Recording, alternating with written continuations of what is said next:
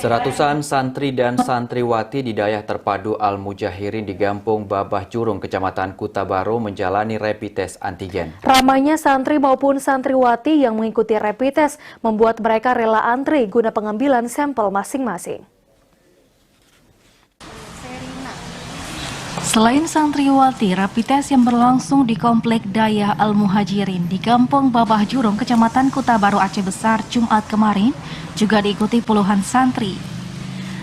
Bebas COVID-19 sesuai hasil rapid test antigen merupakan salah satu syarat yang diwajibkan yayasan bagi santri yang akan kembali belajar usai libur Idul Fitri. Menurut Ketua Yayasan Terpadu Islamiyah Al-Muhajirin, langkah ini merupakan salah satu upaya mencegah dayah atau pesantren menjadi klaster penyebaran COVID-19. Selain di lingkungan dayah, pihaknya juga membenarkan siswa menjalani rapid test di luar. Selain rapid test, guna mengantisipasi penyebaran COVID-19, pihak yayasan juga mengontrol kebersihan bilik santri. Tidak hanya itu, santri juga diwajibkan membiasakan diri mencuci tangan di tempat yang telah disediakan, serta membatasi kapasitas balik santri. Yang pertama, kita antisipasi dari luar dulu. Ya, dari luar kita seleksi.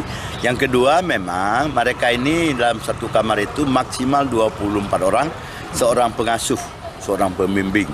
Per kamar gitu, kemudian mereka itu dilengkapi fasilitas air condition AC. Itu betul-betul di dalam kamar itu harus steril dan bersih. Nggak boleh ada debu, nggak boleh kotor pakaian juga, mandi juga, itu harus teratur. Ya sampai hari ini mudah-mudahan tidak ada satupun anak kita yang terinfeksi dengan COVID. Selain Banda Aceh dan Aceh Besar, sebanyak 240 santri yang menempuh pendidikan di Dayah Al-Muhajirin juga berasal dari 22 kabupaten kota lainnya di Aceh.